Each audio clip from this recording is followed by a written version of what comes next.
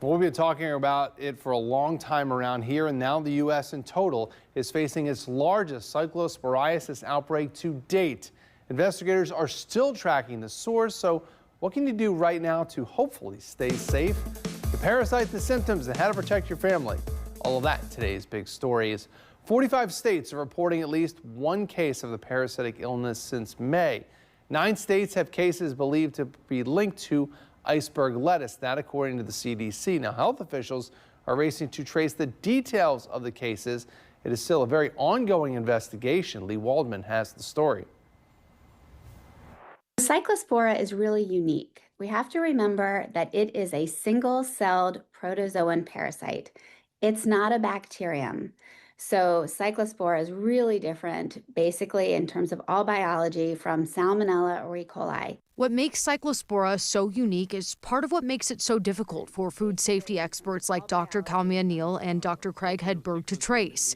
Labs can test and grow bacterial pathogens, but with a parasite like Cyclospora, they're limited to whatever samples they have. We just don't have the ability to say that this group of 5 Cyclospora cases are all related, and they're different from this group of 10 Cyclospora cases. There's an ongoing investigation into a large multi-state outbreak centered in the Midwest. Unfortunately, bacteria or Cyclospora contamination can't be seen by the naked eye, so it takes an outbreak to identify a problem. Unfortunately, the more cases that occur, sort of the better our ability to work through those systems and find some of those common threads. While the current Cyclospora outbreak is making headlines, other pathogens in food like E. coli, Salmonella, and Listeria have led to outbreaks in the past. This shows why protocols in place to protect our global food supply are so critical, yet challenging. Training is really critical when it comes to worker health and hygiene and making sure that people understand the why. Dr. Hedberg says that we'll never be able to completely prevent foodborne illness. With a lot of food being grown out in nature, there's plenty of opportunities for contamination to happen, but the overwhelming majority of our food is never linked to any kind of illness, so people should still have faith in the safety of our global food supply. Lee, have cuts to the CDC's FoodNet program contributed to the Cyclospora outbreak? FoodNet is an active surveillance food system created by the CDC, the FDA, and the Department of Agriculture that's tracking the occurrence of 9 different kinds of bacteria and parasitic pathogens dating back to 1996. Now, you mentioned those cuts that are happening. Now they're only tracking 2, and that does not include Cyclospora. A food safety bill passed by Congress back in 2011 had included a traceability rule that any food-related company must keep a detailed list of their supply chain for vulnerable ingredients, but that has been delayed until 2028. It's important to note that the HHS director, Robert F. Kennedy Jr., has said that any criticism of the food supply and the safety of our food supply is invalid. Sean. Lee Waldman, thanks very much. Now, despite the cyclosporiasis outbreak, Taco Bell's parent company posted better than expected sales and profits today. Those numbers cover April through June period. Now, it was before the outbreak. However, in an earnings call today, executives acknowledge a 2% drop in sales from the end of June through July 27th. Now, while Taco Bell quickly pulled impacted lettuce, customer traffic at its restaurants was down significantly through July. Now, amid the outbreak, it's not just Taco Bell that's bracing for food declines and those traffic delays, people coming in the restaurants. Grocers, restaurant chains, they are featuring heavy produce or lettuce heavy menus. If they have those, they're experiencing a drop off in visits. July 18th, the most recent date for which statistics are available. Visits to fast food casual restaurant chains. Talking about Chipotle and Panera, for example, they were down compared to an average Saturday between January 1st and July 6th. Local health officials are continuing to track the cases in our area. Here are the latest numbers coming from the Toledo-Lucas County Health Department. This is a live dashboard. So as of right now, Lucas County is reporting just under 1,200 cases. Across Northwest Ohio, you're just short of 3,000. That's an 18-county area. If you want to see more about the outbreak and hopefully how to protect yourself, just check out 13abc.com. Now to Northeast Ohio, one woman who says she spent weeks in the hospital after contracting the illness. She's hired a lawyer. Her $3 taco at Taco Bell reportedly costing her thousands in medical bills. She ate there on July 6th. 2 days later, she was in the hospital. She had to have surgery. She was finally released last Thursday, and now her lawyer wants Taylor Farms and Taco Bell to cover the health bill. Had horrible diarrhea, bad abdominal pain, severe cramping, so bad that they had to remove her gallbladder. In the United States, we have a doctrine called strict liability, which means if a restaurant or a grocery store sells food that poisons people, they're liable whether or not they know it was poisonous. CDC has investigators in Ohio right now interviewing people with the illness, and they'll be here for a few more weeks, all in an effort to try to pin down exactly where the outbreak started. More than 10,000 cyclosporiasis cases have been reported to our north in Michigan in the past few months. That's one in about every 1,000 residents, according to the state health officials there.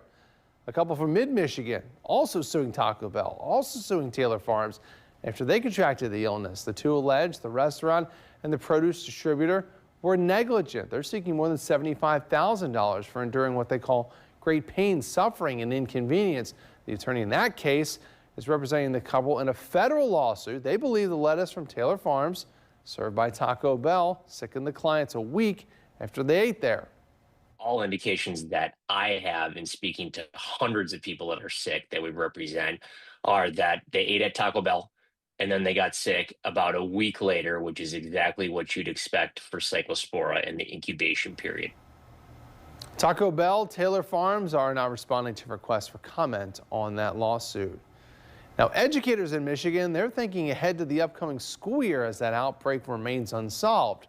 The director of food and nutrition at one of the school districts in southeast Michigan says they've been preparing for back-to-school meals since May. And with the high cases across the state, the director says they're adding more local produce.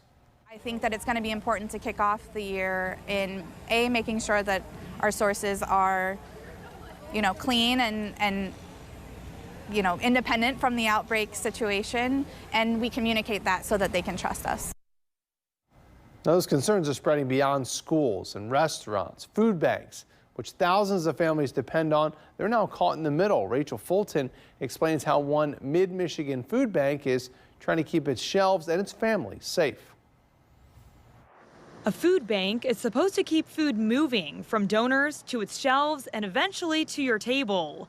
But right now, with recent cyclosporiasis outbreaks, some of that food is not fulfilling its purpose. The Greater Lansing Food Bank says it is diverting up to 1,200 pounds of food each week as it works to keep potentially contaminated produce out of the hands of the people it serves. Any data that we've received does strongly indicate that it is those bagged shredded lettuce or prepackaged salad mixes. We know that those are the highest risk items. Caitlin Cardoso with Greater Lansing Food Bank says with no specific source identified yet, they are turning to state and federal guidance to help trace the risk back through the supply chain before it reaches a neighbor's plate. That amount of food, obviously is not insignificant, but it's not something that's insurmountable. When food can't be distributed, she says it doesn't have to mean a trip to the landfill. The bank is sending the outbreak-related produce to a place where food waste can be turned into energy instead. We have been able to successfully divert every pound of waste that's been attributed to the specific outbreak to an anaerobic digester. That's a system that breaks down organic waste like food scraps and turns it into fertilizer. While some fresh produce is off the table for now, the food bank says it's keeping other options in rotation. Also canned goods and non-perishables, offering the same kind of variety that a neighbor could expect going to a grocery store. Now, as that investigation into the outbreak continues, some Michigan residents are rethinking how they buy and prepare fresh produce. One mid-Michigan woman who's had the illness for nearly a month now is avoiding produce when possible and relies on her garden and the food that she raises at home.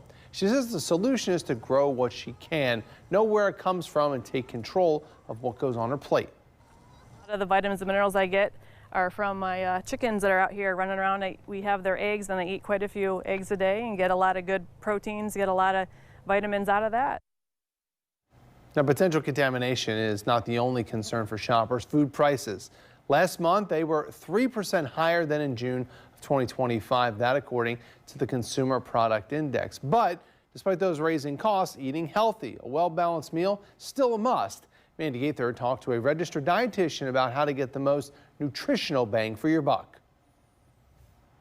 It's one of the pillars of health. Good nutrition gives your body what it needs to be its best. But grocery store sticker shock can stunt your goals. Food is medicine, in my opinion. Registered dietitian Julia Zumpano with Cleveland Clinic says even when food prices soar, planning out purchases and only buying what you plan to consume will reduce food waste and save money. Include some of those heavier priced items amongst many lower priced items. Zumpano says to start by filling your cart with produce. If you can afford fresh fruits and veggies, great. If not, that's okay. Ways to help cut the cost of those would be buying seasonally, buying locally, or buying in bulk.